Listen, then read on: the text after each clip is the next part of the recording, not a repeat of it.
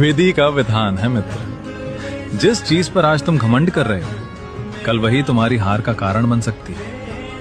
समय से बड़ा बलवान कोई नहीं होता।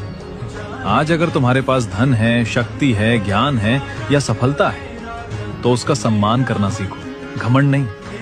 क्योंकि घमंड में इंसान ये भूल जाता है कि ऊपर उठाने वाला समय ही नीचे लाने की ताकत भी रखता है।